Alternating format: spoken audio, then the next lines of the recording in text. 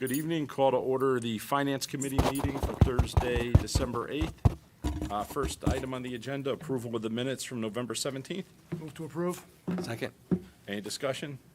All in favor? Aye. Motion carries 3-0. Item 2, discussion Rocky Hill Senior Community Center room rental fees. Okay, Craig, Mona, who's, I'll do a little prelude and then we'll let Craig take it from there. So we did present this at the last finance meeting.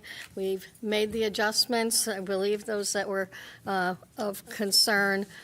You'll notice that we talked about priority use versus categories. We're choosing to use a priority use. I'll let Craig go into detail if you choose. We did add in that priority use 1. We've included it to make it more clear to say nonprofit group. We had some discussion on that, and also to clarify that would include the local political town committees.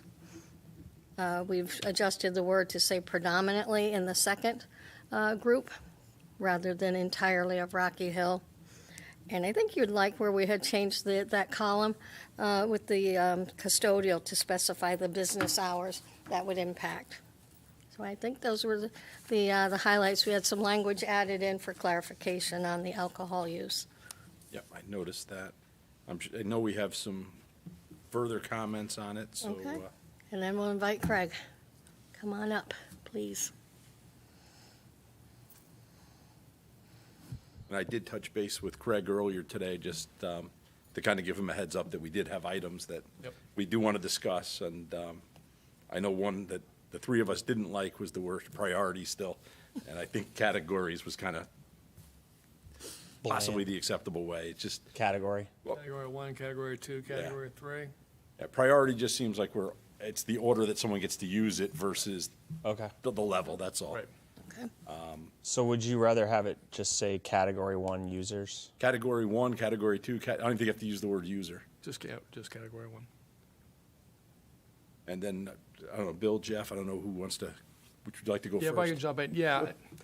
I'm doing this from memory, and I'm not quite sure that this reflects what I thought my expectation was coming out. So, correct, people feel free to correct me if I'm wrong. My understanding of priority, here I'm using the word, Category 1, the people get to use it for free except for the custodial fees. My recollection is that we had basically 3 categories. One is anything municipal, so it's an official town activity or town group. Second was any 501c3. And third was the town committees. And then that was it. My recollection is that the second tier, where you're paying kind of, fees, but not the highest fees, was for town businesses and other types of nonprofit that are not charitable. We talked about condo associations, chamber, that sort of thing. So basically, other town businesses and other town organizations, non-charitable. And then the third tier was non-resident, basically. So, businesses or organizations without an obvious Rocky Hill connection. That's how I thought we came out of it. We talked about, again, within nonprofits, there's the charitable nonprofits, and then there's other types of nonprofits, and I thought that we agreed that all the charitable ones, again, the 501c3s, would be in that first category where they don't have to pay anything, and then the others are in the second. So my concern about the way this is phrased is, like, you give the specific example of Girl Scouts and Boy Scouts, for example, but if you just say charitable 501c3, that's implicit. 501c3 would include, all that. It would include church organizations. It would, other types of, charitable uses. So, again, that was my takeaway from last session, and I'm happy to be corrected if I'm not remembering it properly. Jeff? Well, do you want to talk about that before we go on to other stuff? I or- don't correct council members. No, I don't. This is more of a discussion than a Discussion, correction. Okay. Well, I guess I like confirmation or not, if I'm misremembering based on what the other I think, committee members remember. I mean, I think that was generally the idea, wasn't it? I think in general, I think the concern, and I may be wrong in this, if we include all nonprofits, charitable nonprofit, 501c3s, Yep. that we're opening the door to a bunch of groups that may not have been using the town hall, which may prevent us from renting it to people in category 2 if all of a sudden our space is full. So I know it's a slippery slope that we kind of play, but it's almost like we want to grandfather groups in that have been using it in the past, and anybody else may potentially fall to category 2. And that may be a little different than what we discussed at the last one. But I think, but town staff, though, they're still gonna be the gatekeepers as far as Correct. availability is concerned. I mean, that's the thing. We're not guaranteeing availability here by this. We're just showing basically what the fee schedule is. Yeah, yeah, none of us are I don't think there's been any question on the fees. I think we're comfortable with whatever your rates think are. It seems like the fees are good. One thing that I had mentioned last time had to do with, I know we mentioned churches, and because churches are 501c3s. So I did a little digging after the meeting, and other towns around us, churches pay to use their centers. I guess maybe we could shorten that down to if it's a meeting versus a Social event? mass or a social event or something like that. Well, I'm not seeing the demand to have masses here. I mean, No, but I we do don't- I don't know think we have another. a consecrated space here in this building that I'm aware of. Well, there's other. For example, Gina was previously in West Hartford, and they would rent out one of their community centers for a Christmas Eve mass every year to the same group, but they rented it out. They paid for the space. So I think to me that's kind of a sticky one. Because if we open it up and say all religious groups, all religious 501c3 nonprofit, now it's almost like we're opening up a whole new avenue that we've never traveled down before, essentially. I just don't see where that pent-up demand is going to come from. I mean, most of the churches have their own meeting spaces that people are usually used to using. I don't see this big transplant of them from there to here.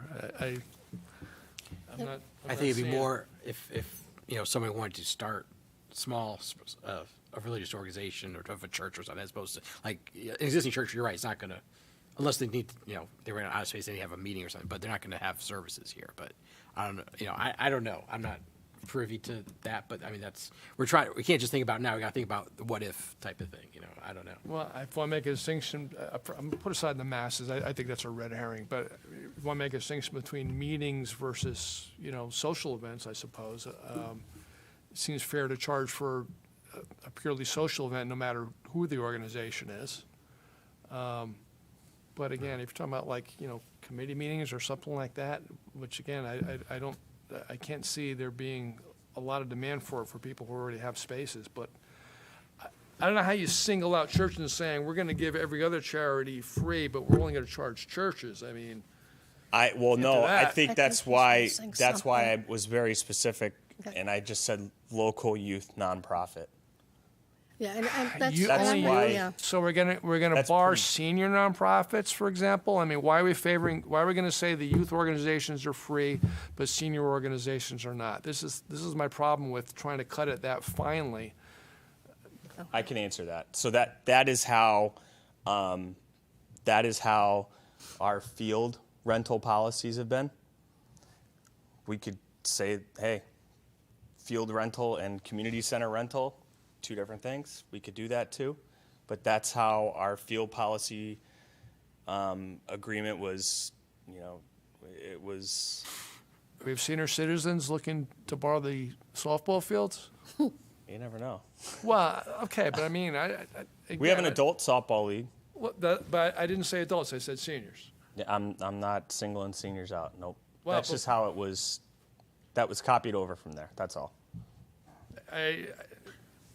I prefer a broader approach, just so we can get this thing going, and then we can tweak it later down the road. I think that this is just too specific. The reason I said, we can't single out churches, You should you're gonna have just to say pay. We local can't say 501c3s, kids not the have it word youth. free, but seniors don't.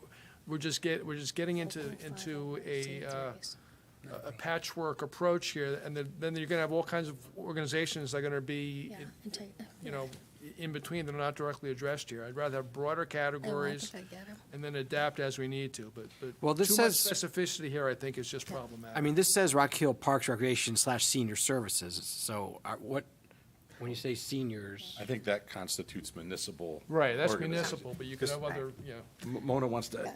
So, Bill, if I'm just, I think I'm following it. So is it then, instead of the local youth nonprofit, we should say local 501c3 nonprofit? It's the fact that youth is becoming too qualifying, and we should make it general in nature?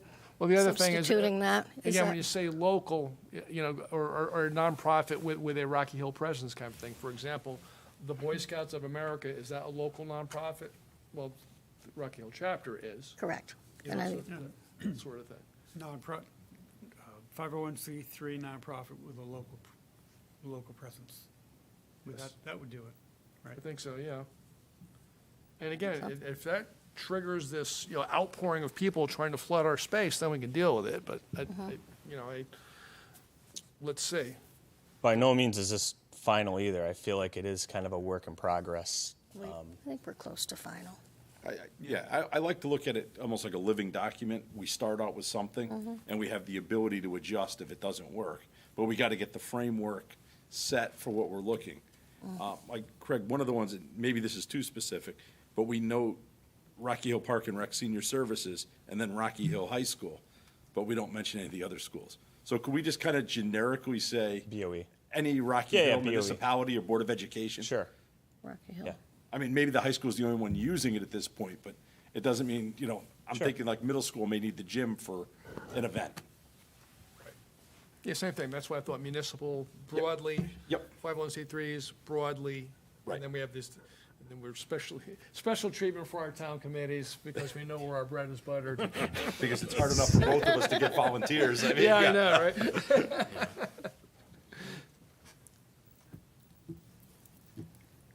Would we say with those edits that we would still want to bring it forward to council, seeing that we take out the local youth nonprofit, replacing it with municipal 501c3s, Non-municipal. and taking out the word high No, no. school? Municipal is one category. Yeah. Municipal Comma. Yep, activities and organizations, I guess. One category. Organization. Second, 501c3s with a Rocky Hill presence. right, Third, the town committees, correct. DTC and the RTC. That, I believe, is the entire universe of Category 1. Category 2, I believe, Rocky Hill businesses, other Rocky Hill organizations, I guess. So that would include non-charitable nonprofits like the condo boards, chamber, that sort of thing. So they're sort of being treated the same as businesses. But Rocky Hill businesses getting preference to out of town. And then category 3 is out of town. I guess we haven't really addressed, though, just Rocky Hill residents, individuals, people who are not affiliated with the organization, who want to have a gathering of friends or whatever else. I think that was Yes, I thought think that it was said category and/or 2. individuals. That's category 2. So, right. Yeah. Okay, so Rocky Hill residents, Residents. Rocky Hill residents, so it'd be in category 2. Yes. Rocky Hill residents, businesses, and Rocky Hill residents, Rocky Hill businesses, and other Rocky Hill organizations. And I believe it says that in a sense, but you really condensed it very nicely. Okay. Because I think when you get toward the end of that, it's individuals approved by Parks and Rec and Rocky Hill businesses. So we've got those, as well as the local nonprofit groups. Do we still want that there? No, well, Yes. no, we said, my suggestion was Rocky Hill residents, Rocky Hill businesses, and other Rocky Hill organizations. So that broad language, other Rocky Hill organizations, would, by implication, include other types of nonprofits. Non-charitable. Right, non- that Non-charitable didn't get covered in one. I have that written down. And then category 3, and I'm probably oversimplifying it, is anybody that doesn't fall into category 1 or 2. All others. Yeah, pretty much. Pretty much. You know, Yeah, right. because It's true. That's probably it's the out best of way to put town, it. it's, you know, Right. it's very generic. Yep.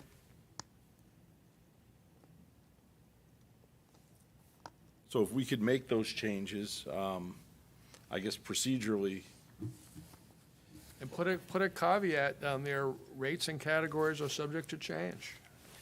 right. And I had a couple. Go ahead, Jeff.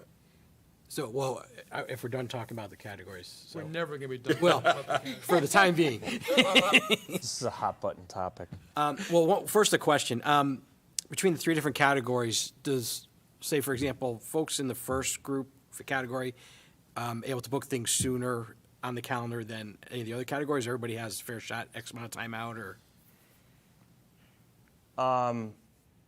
Yes, in the sense that, especially if it's like our department, we are programming out the space.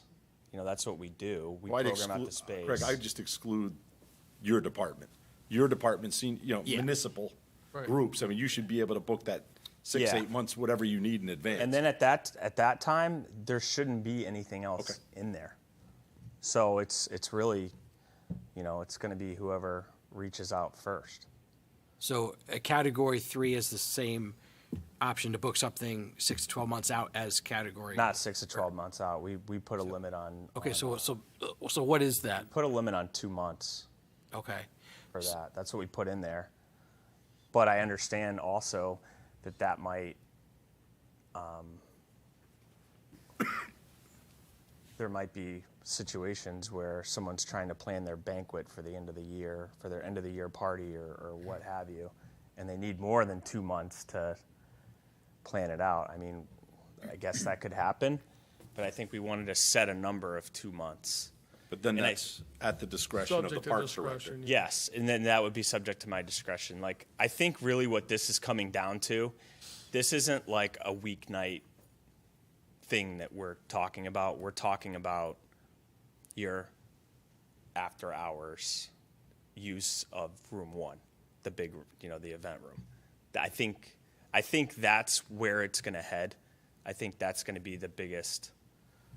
You know, because that's where you're going to want to have, if you want to have a baby shower, you want to have, you know, a bat mitzvah or whatever it is. They're going to want the big room, right?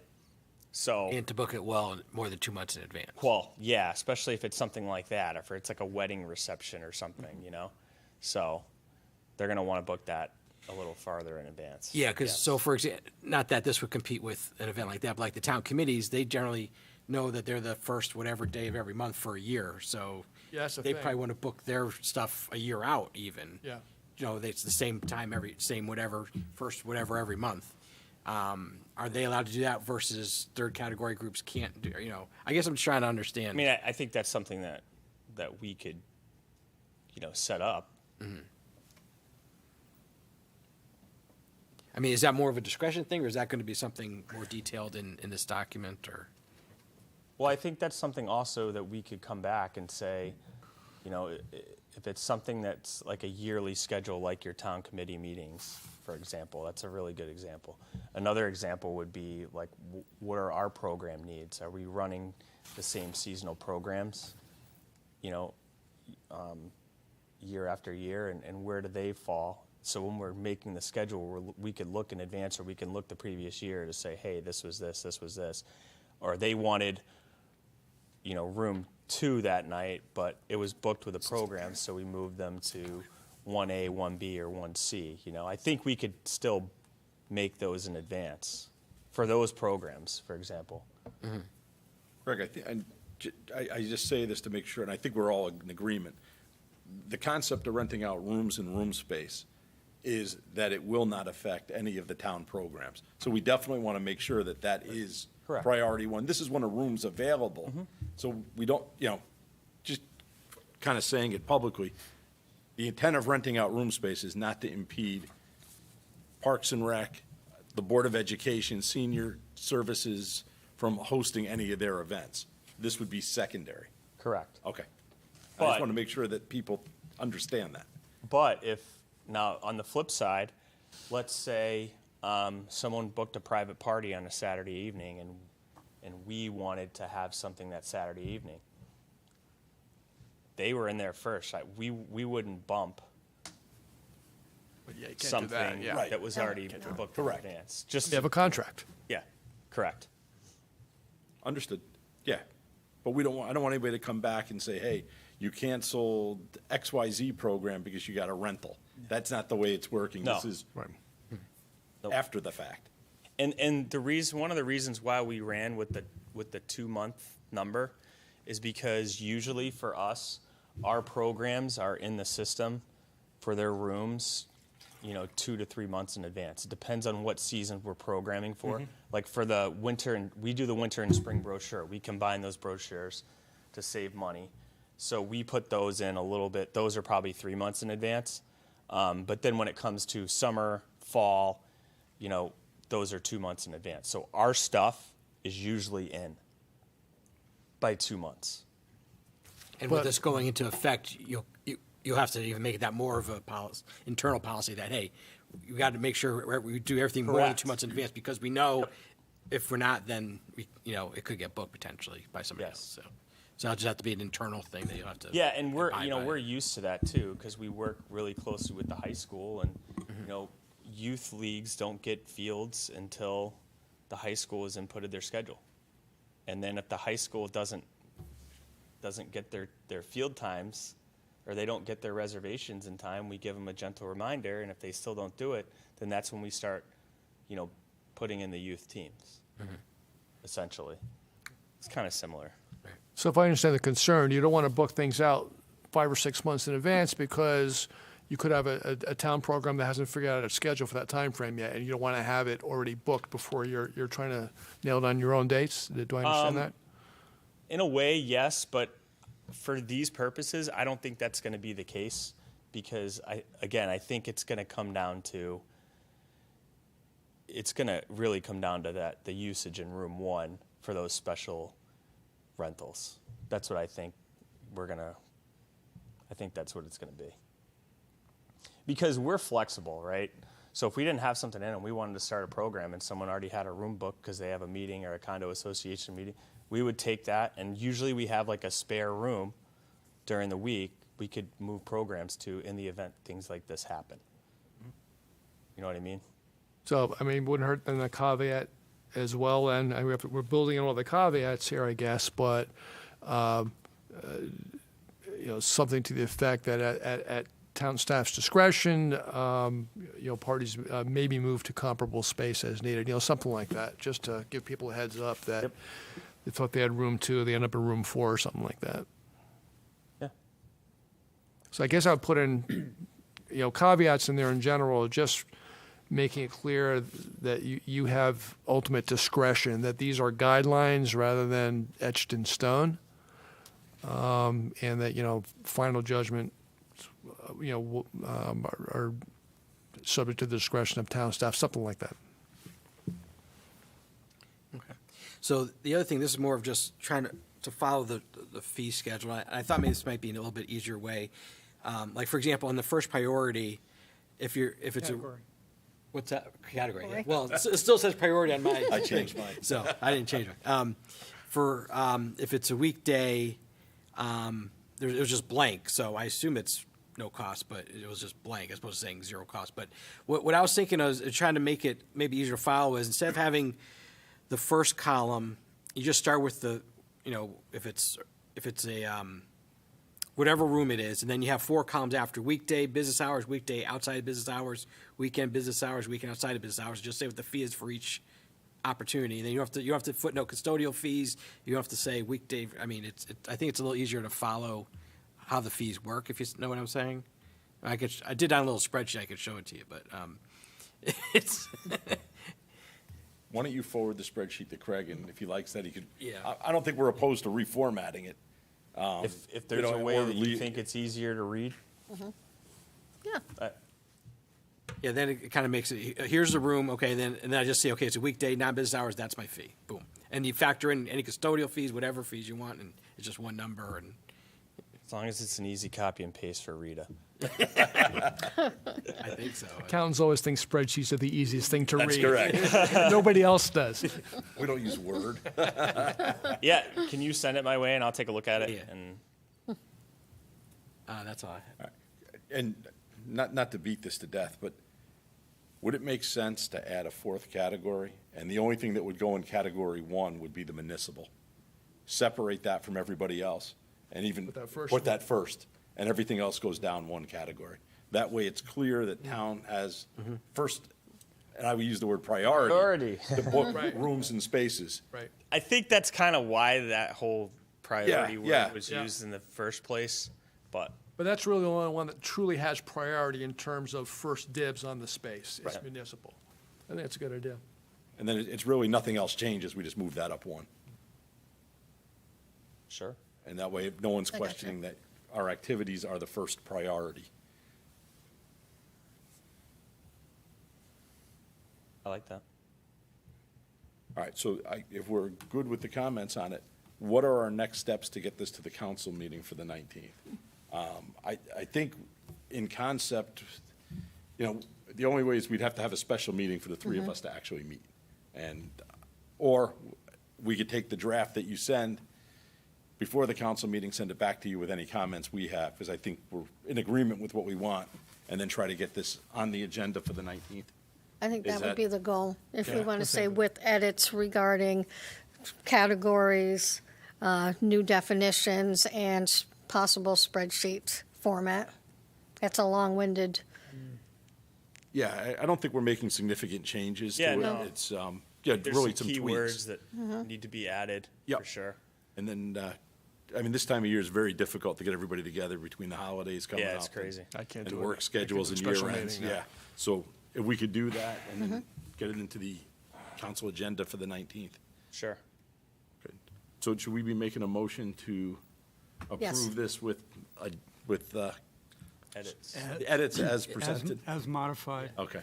So I'll make a motion to approve the revised form with the caveat of the additional modifications that we discussed tonight and to be voted upon on our next town council meeting. Second. Any further discussion? Seeing none, all in No. favor? Aye. Thank you, Craig. When do we want this done by? Before the 19th? we'll do it by Thursday of next Thursday? week. Because you have to send out the Thursday. packet, right? Yeah. Yeah, latest. I just sent the email out to you. So. So get it to us Wednesday perhaps then, because we have Sure. time for. That's fine. Yeah. Yeah. Yeah, we can get that done. All right. And then if something's missing, just shoot But it we'll let back you know. and we'll just, okay. Perfect. All right. Thank you, Craig. Thanks, Ray. All right, item number 3, discussion and possible action, revaluation bid assessors. Okay. Let me change my gears for a second. So we just recently did the bid for the reval for the assessor's office for the October 1, 2023 grand list. We had 2 bidders.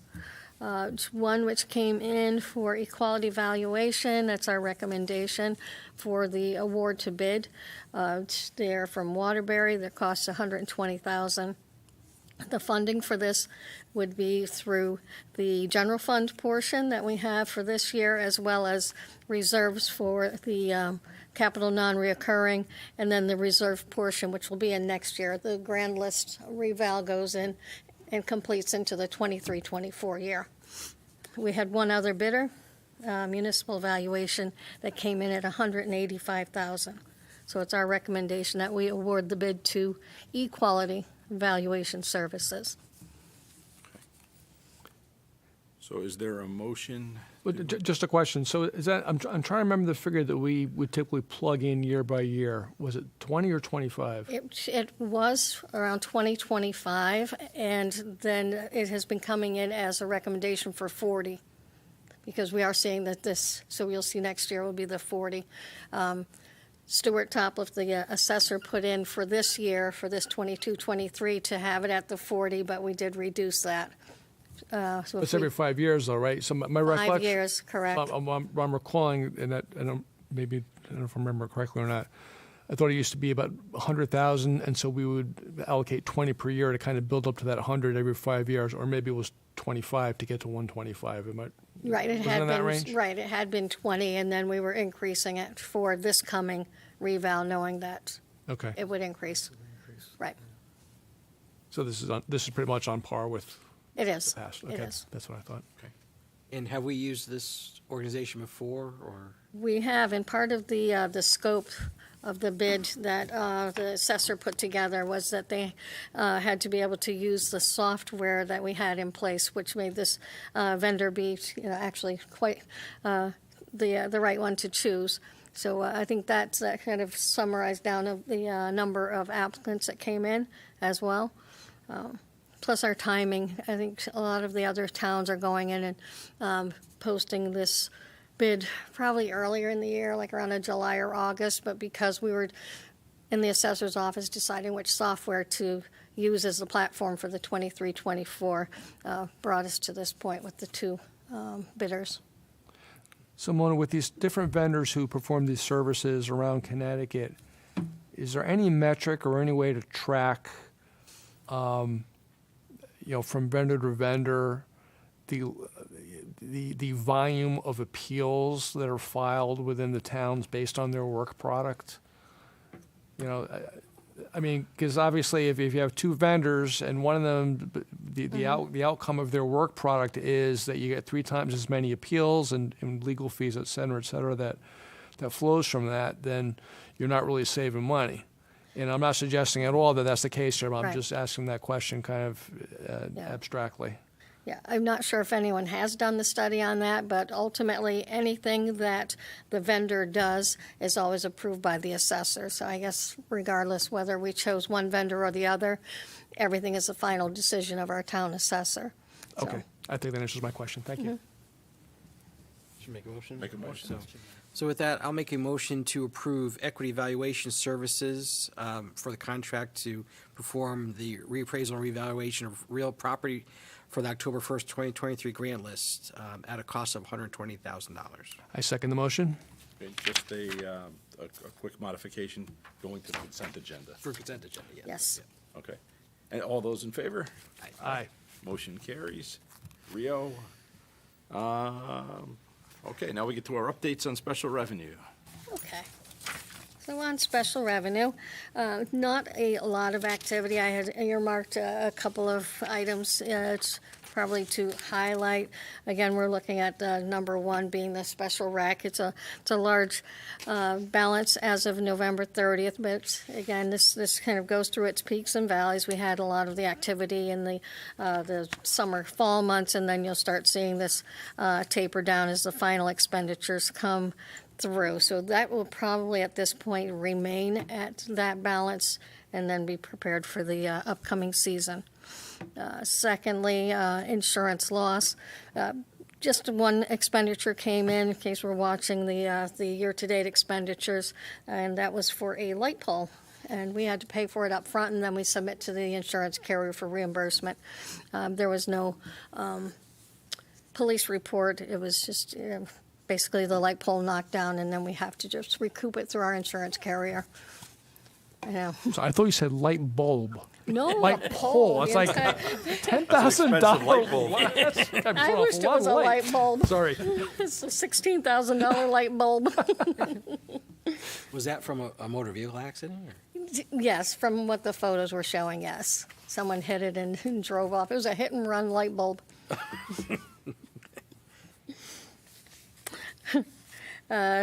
Thirdly, asset forfeiture, still having that large balance, and police department's working on their plans for those funds.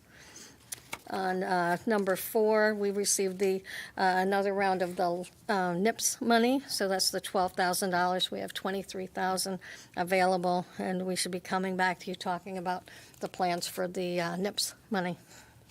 Is that an actual acronym, NIPS? Or? It is, and I don't know it off. No idea what it's Okay. I just thought we always referred to as the NIPA. I didn't know there was actually an acronym for that. It may actually be for the NIP ball. next council Yes, meeting and let us that'll- know. It's just a NIP We'll look that ball. up for next meeting. Yeah, that's what I thought. But it looks like, okay, see? Learned something new tonight, okay. And that's it for the, the report on special revenues. Okay. Any questions on special revenue? No? Nope. Just my nips. Just the NIPS question.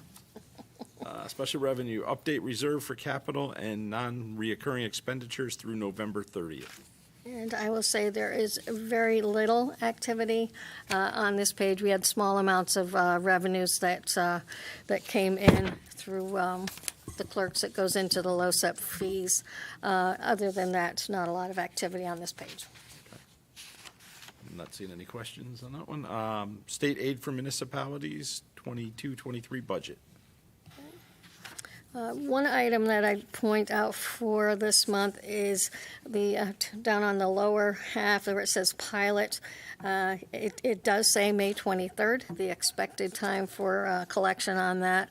With the pilot money, in the past, towns have received their pilot money in September. Governor's budget was planning to give this to the towns in May, but they had made a decision that some towns were planning this amount in their cash flow and weren't prepared for the change. So they did put through a receivable, and we received that early this year. Okay, so the pilot money has come in already? It's here. Okay. Yeah. I'm just going to put a note. Is that going to be annually in May, or we're going to have to? Annually, it will be in May for the next years. Okay. This was the one time, so different towns could adjust to the change in the cash flow effect. Okay. That's the only highlight on state revenue. All right. That was, Where we see, just real quick, where I see the colored cells with no numbers in it, is that signify money we should have gotten, or? Coming in the next installment. So that's the way this particular spreadsheet was laid out. I'm still going to continue to use this, but it'll see different, if it's coming in 3 installments, then you'll see the first installment, for example, ECS, first installment came from October, the January is blank, and the April is Okay, blank. Gotcha, so it's color-coded based on what's, okay, I got you, thank you. all right. Monthly financial report, pre-audit. Okay. So in here, we have my executive summary, so I'll just kind of highlight on that. For the most part, we are exactly where we need to be as far as expenditures. Oop, I have to turn my page. Bear with me a moment. As far as revenues, the page following the executive summary has the highlights on the tax revenue, and they're actually way ahead of their benchmark, so at 58% versus the 56%. So collections are in a great place. The prior year collections tend to lag slightly, but we're also in the phase of a tax sale. So as the collections come, we'll see that pick up toward the end of the year. Tax sales still planning for around the end of April to close. We mentioned state revenues. Interest is continuing to do wonderfully. We're at $145,000, way over budgeted amount. Is that, and I'm going by memory, was our last meeting, were we up like 200 and something %? And so it's Yeah, basically double? I was like, it is, we are doing a great job with this. Like I said, we have our new accountant who's doing a great job at just monitoring the cash flow, predicting like future expenditures, and I'm really impressed. He's doing some work with we have a variety of banks that we can work with and trying to stagger CDs. So I'd say just in the past, we're more accustomed to keeping it money market and very liquid cash. And his ability to track the CDs and get the better rate, you can just see the results of it. So it's a He's great job of laddering them. He's laddering them out 30, 60. We haven't gotten his Darrington 90 yet, but I think it's definitely a direction we'd go come July, when all the tax revenues come in. So, well, very impressed with that. Good, that's positive. Other revenues, I think we had mentioned them already, about the large amount in conveyance.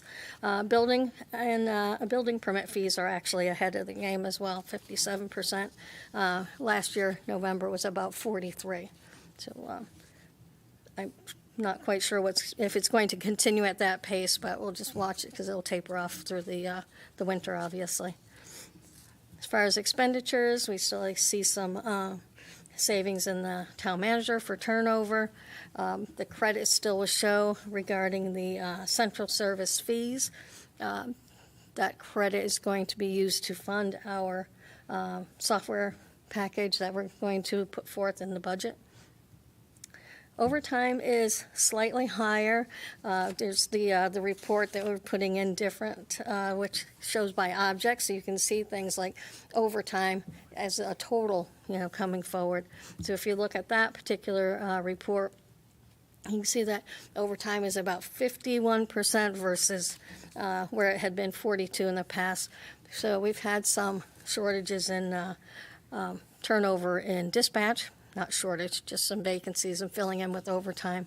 And we did a highway department fall cleanup. They had to do some curbing and leaf cleaning before the Thanksgiving holiday. Fuel will continue to be a problem. We did increase the budget for that, but we still had some prices rising. We are looking at actually working with, at this point, CROG to see if we can at least lock in on a 6-month for this year. It looks like we're dropping downward. That will be with the Public Works Director as well, inputting on that. Just on the fuel piece, and I know I've mentioned this before, have we looked at going to any gas station with a credit card? That way, we're not locking into a rate, we're getting whatever the rate is. And since I have experience with buying bulk fuel, you really don't get a discount buying it unless you're over 10,000 gallons. Right. At a time. So you're paying the same as on the street. The only difference is you'd have to apply for a credit on the taxes that you'd pay on a retail side. Yeah, and ultimately, what we are paying, I mean, compared to the street, is we are paying a bit less, than when we do it, and we're not, and I think you're seeing part of this impact is that we're not locked in, we're still floating, so like when the pumps are going, downward, and we are as well, but we haven't. I presented it to a couple of departments. I don't know if they're looking at going in that direction. I think the key pass with the gas pump at the garage seems to be the way they go. It's open 24/7, and so I think it's been a convenience from the departments. But like I said, not being locked in, we're seeing that same fluctuation that the gas stations are. Unfortunately, I think if we had locked in, we probably could be less than them as well. So roughly, how often does our tank get filled? I mean, it probably changes throughout the year based on need. But Oh, it's filling at least monthly, depending on the diesel and the unleaded, so you're seeing in some cases twice. And I'm not suggesting getting rid of that No, as an at all, because you option. need it for storms and other things. But if we find out we're could buy fuel for less, we could let ours sit for a period of time, depending on what the best plan is. I appreciate the departments kind of looking at it, but I think that should be driven by you and the town manager. That would be my pleasure. And if the answer is no, it doesn't make sense, then it doesn't make sense. And I will, for bigger vehicles, it may not make sense, because there's also the safety factor of pulling into a gas station. Right. For smaller vehicles, it may make a lot of Yeah, sense. at least the town So fleet. it's yeah. just worth the discussion. We'll do it. I think otherwise, expenditures, again, the health insurance, we talked about that. It's kind of front-loaded with paying up the HSA employer portion up front, and we'll see that start to kind of phase its way out, and then we're going to do another payment toward the end of the year. So it'll have, again, its peaks and valleys. And just as note, if we're doing comparisons, Board of Ed is through October. We tend to get their reconciliations a month late. So we'll show the November and the following month. So I would, other than that, kind of jump a little bit toward that section called the by object code, just to point out, I know you had requested if we could do a comparison of prior year to the existing. What page you would jump to? You have a page number? I I don't just kept hate flipping until I got it. Yeah, that's, all right, I'll find it. that. So I'll catch up. you've got the summary, the tax assessor, Before you Yep. get to the, revenue summary, and then the object. Prior year variance. Set the There you go. by object, got it. You got it? What page, so we have a 26-page document, what page? is Page that? 5. just on page 5, okay. That's what I was looking for. So, yeah, pointing out that the object summary, we had the first time looking at that last month, which showed the columns to the right. We inserted these 2 columns to the left of that, which will show you, since this is the November report, what was the expenditure percentage in the prior year at this time of year. And just looking through, you can see for the large categories, for the most part, it looks like they're falling in place. You'll see some toward the, as I call it, the 600 group on that second page. They don't necessarily go hand in hand. There may be certain line items that weren't budgeted in the prior year. But I think this is a great presentation, so you can watch the expenditures in comparison to prior year. Any questions on any of the categories? Well, do you see when near the very top, holiday pay, for example, there's quite a disparity between last year and this year at this point in the year. What's that all about? And that one is very discouraging for me because that one needs a journal entry, which was brought to my attention after the print of this document. Thank you for pointing that out. That is not a holiday pay, it is a severance pay, which would belong to the lower page under contingency, the 5808. We had a individual in the police department, when they cash in their holiday time, it goes under holiday pay. He was not cashing in his holiday pay as if it were a regular week. He was actually having a severance pay. So you see a correction in next month to take that off. That is the amount of about $36,000 for that particular payment alone. That's his permanent holiday pay. That's right. No more holiday for him. Any other items that jump out? Overall, it looks like we're in line with the budget Yes, so far yes. for the most part. You know, there's a couple of categories I look at, and I know they're seasonal. Town events or that happen in the first half of the year versus second. I mean, another big jump under equipment in the 5,000s. So again, 23% at this point last year, 37% this year, and dollar over dollar is a bit of a difference. And Which number was that, if the four digits it's to the af- left? It's after the 5,700, so it's page 8, I think. Oh, the 5803. Page 7. Yes, the equipment, like, categories, not any particular account. Yeah, Oh, that's- just overall? All up, Yeah, yeah. I think what you'll find on that equipment, because I did try to make some notations, I think if you look on that 5744, for the most part, was that, that's probably a good example, as I say, when certain items that don't get budgeted in one year and they are in the following, you'll see the, for park equipment, and then in this year, we've got that baseball field actually went, although it's called park equipment, it was the renewal on the baseball field, 49,000 versus 126,000. If you see, I'm looking at number 5744.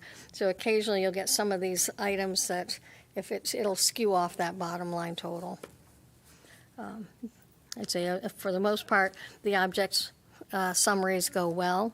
But I think in those that are the 5.7s being equipment, the 5.6s as well tend to skew occasionally. And early in the year, just one early purchase, I guess, can really throw the percentages off. Right. I noticed on the 5.6, the supplies and materials, 5.627 was the turnout gear, which made that one look a little bit out of whack, where they had 22% last year and already up to 53, and that's really just a timing of the purchase. Last year, fire department waited until June. I think they were monitoring their budget, and they waited for their purchase toward the end of the year. This year, they did their purchases earlier. And so we'll see those things kind of skew each other off a little bit.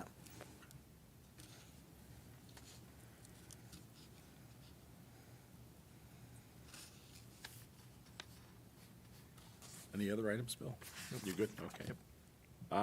Let's see, I think our last action item here, discussion and possible action, 2023 meeting dates.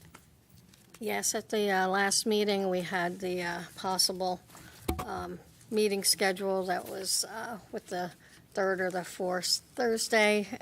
We are going to continue at the second Thursday, at the same time, so we'll need to approve this being the second Thursday, so we can put that official. No, we cannot do the third. We're back to our regular schedule. All right, do we have a motion to Yes. approve? Move to approve the proposed meeting schedule for 2023. Second. Any discussion? All in favor? Aye. All right, do we have anything for other? I do not. Move to adjourn. Second. All in favor? Aye. Thank you, everyone. Thank you. Just want to take your.